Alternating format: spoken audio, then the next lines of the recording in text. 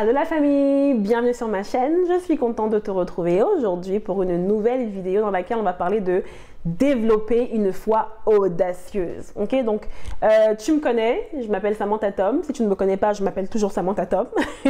Et pour ceux qui me suivent depuis longtemps, j'ai l'habitude de vous lâcher souvent des petits témoignages.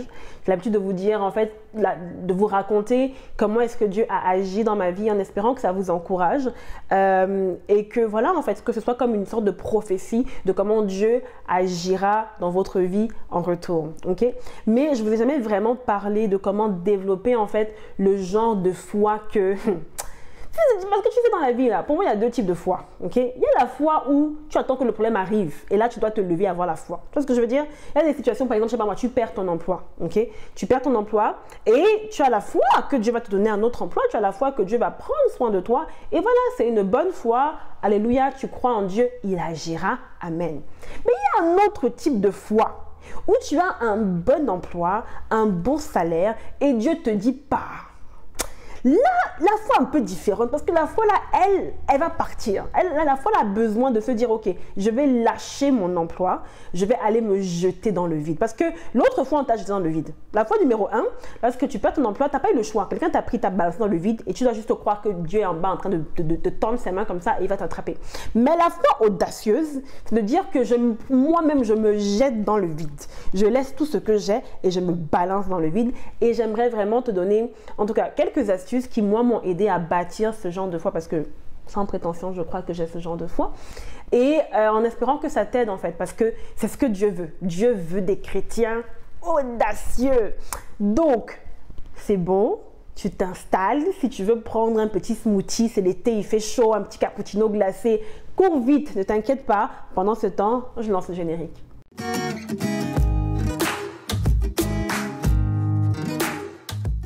Alors aujourd'hui, on parle de comment développer une foi audacieuse. Avant de commencer, abonne-toi si ce n'est pas déjà fait. Il y a toujours des gens ici qui font comme s'ils étaient des espions. Donc tu viens, tu regardes comme si tu n'étais pas chez toi. Tu es chez toi.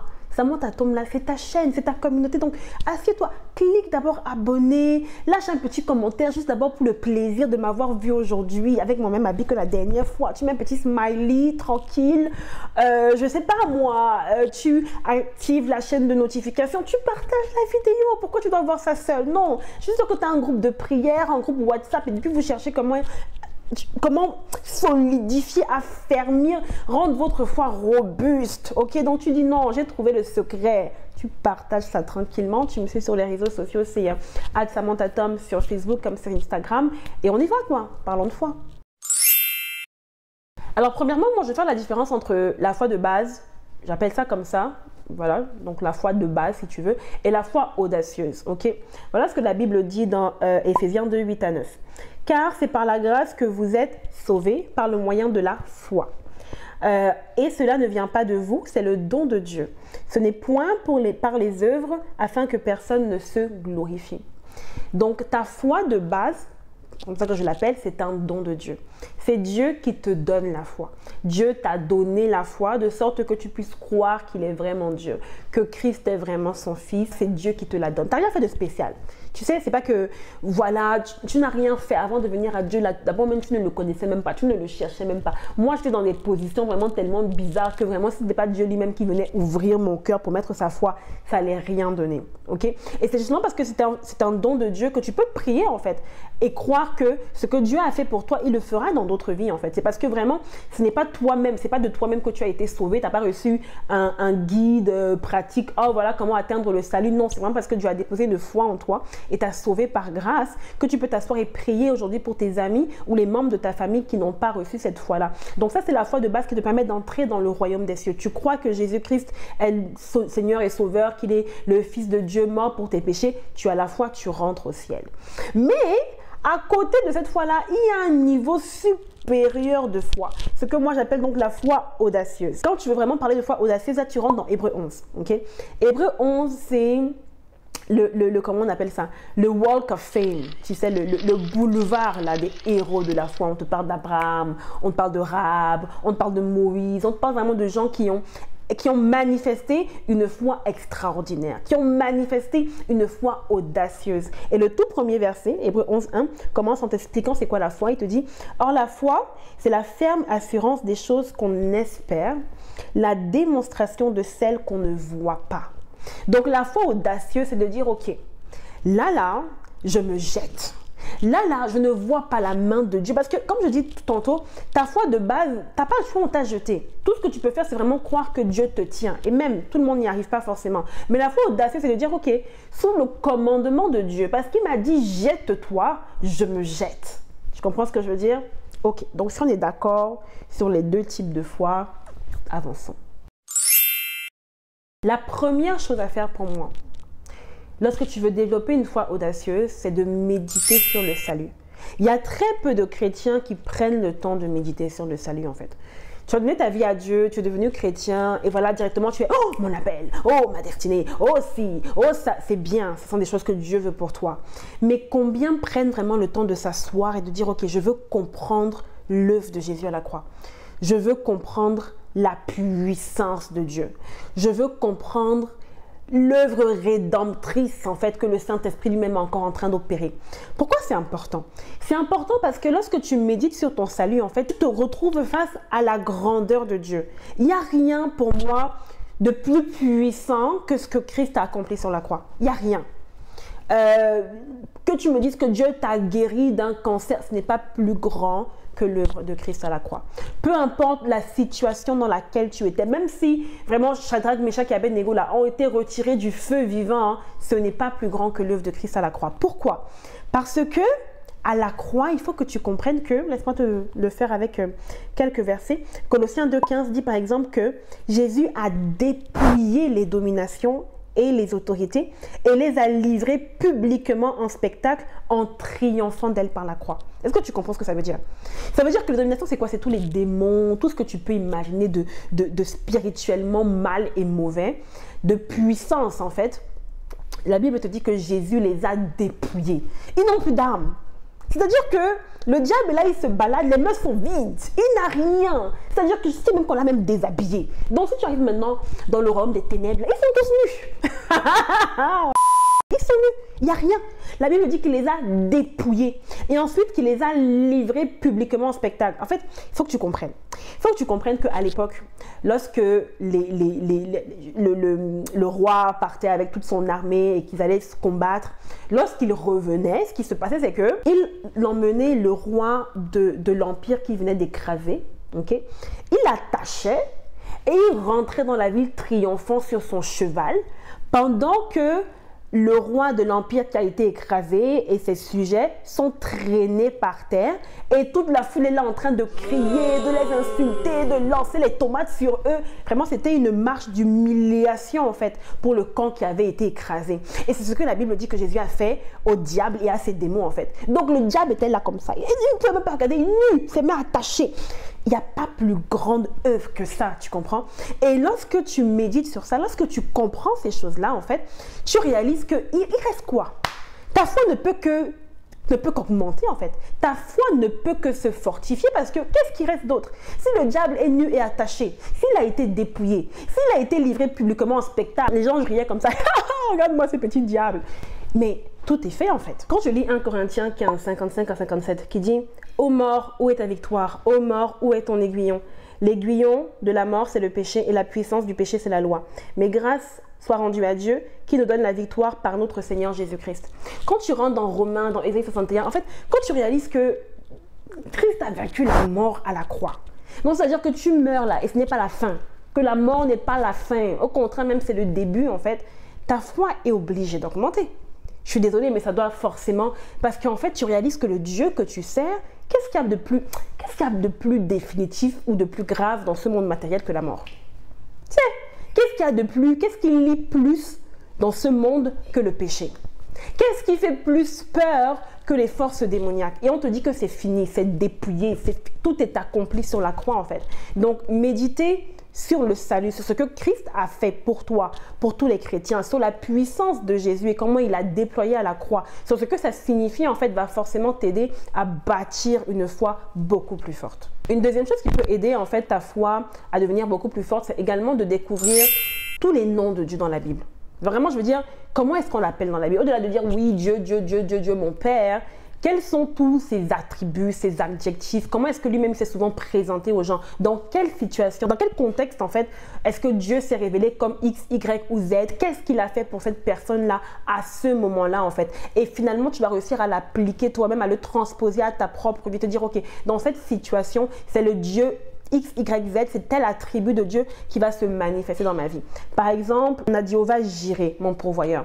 Dans Genèse 22, tu connais l'histoire, Dieu a demandé à Abraham de sacrifier son fils Isaac.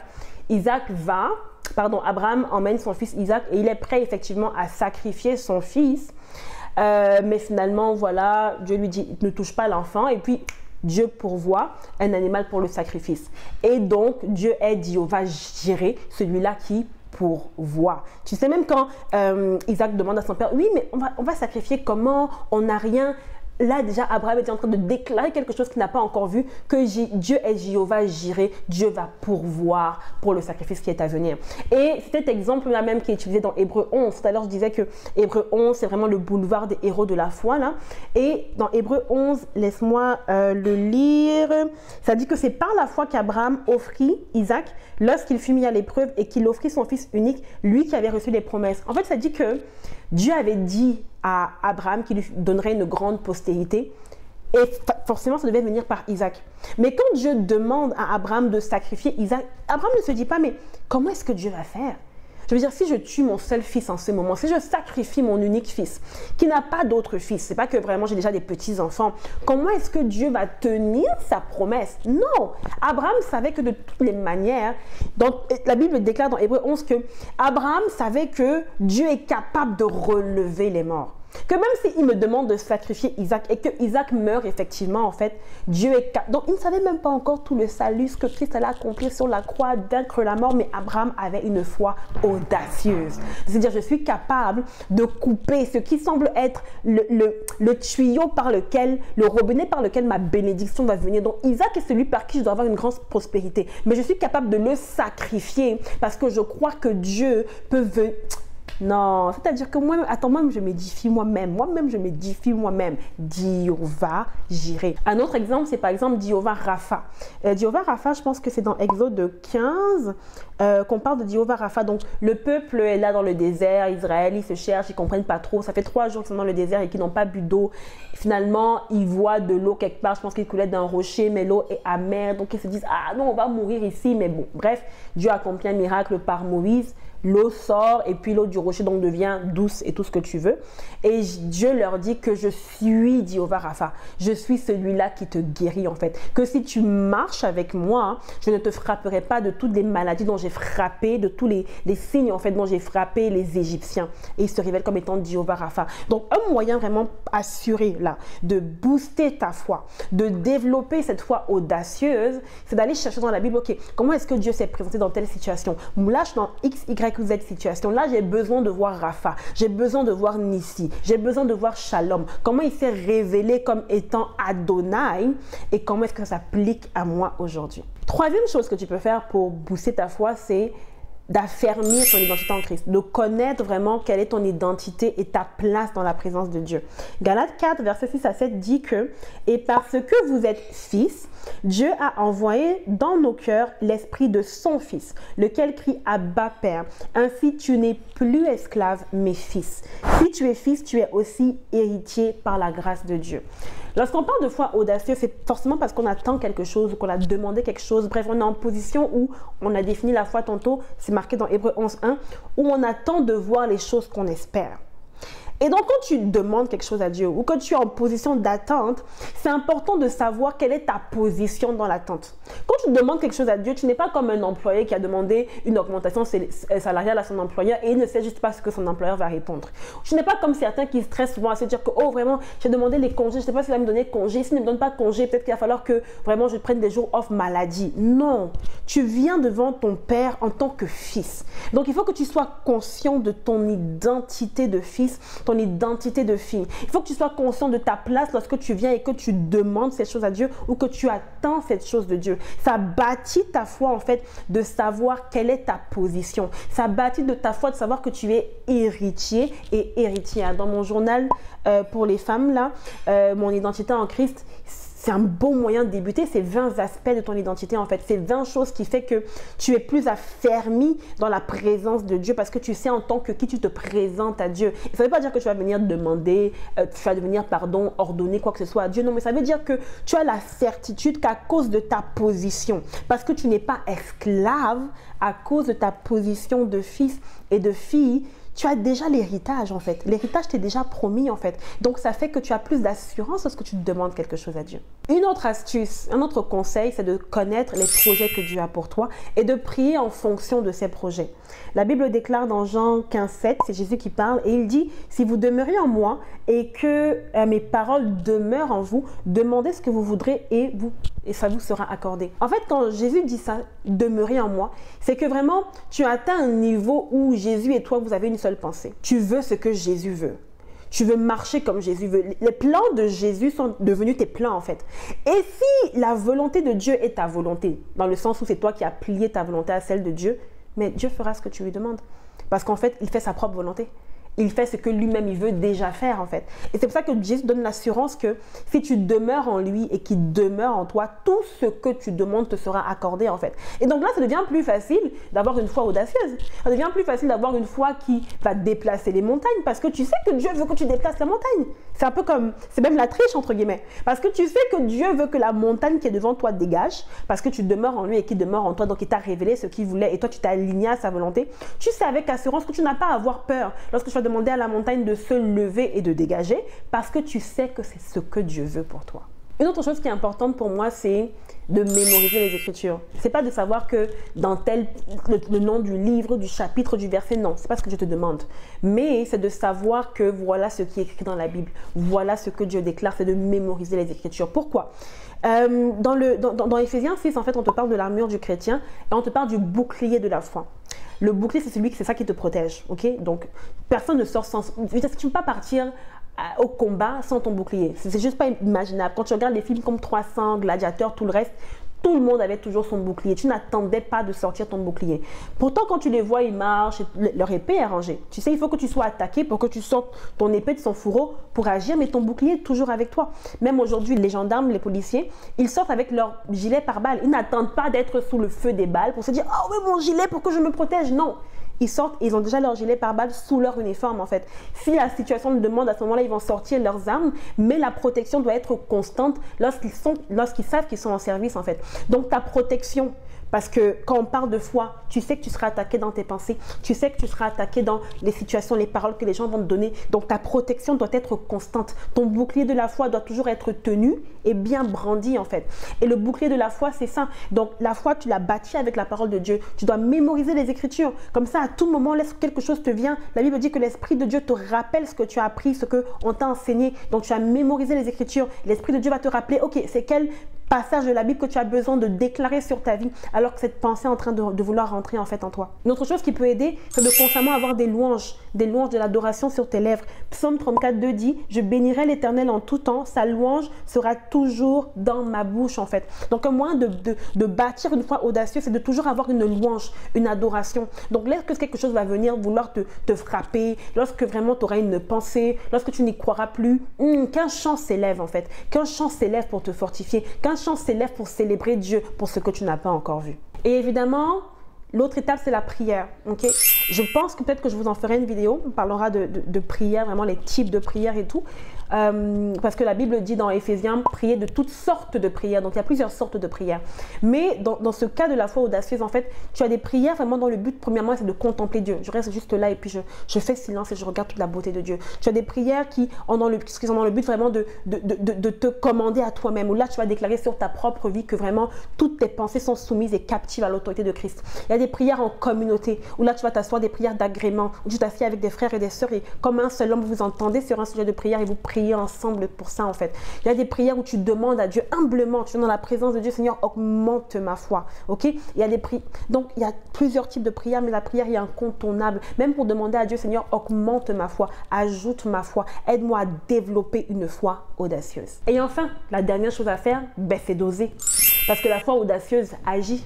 Ça ne sert à rien d'avoir une foi audacieuse qui n'agit pas, qui n'est pas active parce qu'elle ne te rapportera rien. Le but de la foi, c'est que tu vas agir selon ta foi. Abraham s'est levé prêt à sacrifier son fils selon sa foi. Rahab, qui était la prostituée cananéenne, avant de se greffer au peuple d'Israël, a agi selon sa foi en décidant de protéger et de donner un moyen de s'échapper aux 2 espions que Josué avait envoyés à Jéricho en fait. Donc ta foi doit être agissante. Tu dois oser. C'est pas juste je me lève, je parle, mais non, non, non, non, non, non, non, non, non.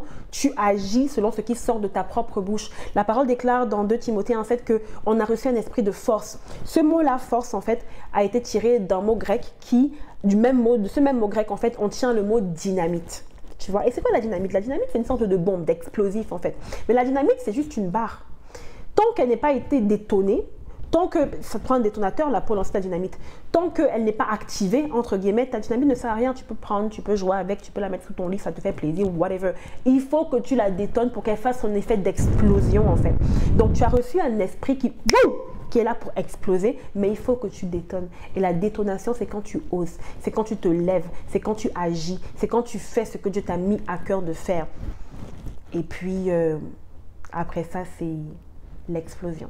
Alors voilà des astuces, en fait, des choses qui moi m'ont aidé à développer une foi audacieuse. Je vais te mettre des témoignages en lien. Je pense que voilà, tu dois déjà connaître beaucoup de ces témoignages-là, mais je vais te les remettre juste pour que tu les regardes, juste pour que tu t'imprègnes, juste pour que tu réalises en fait que si Dieu le fait pour moi, il veut le faire pour toi en fait, et il va le faire pour toi si tu décides de mettre en action en fait ta foi active, ta foi dynamite, ta foi audacieuse. Donc c'est tout pour moi aujourd'hui.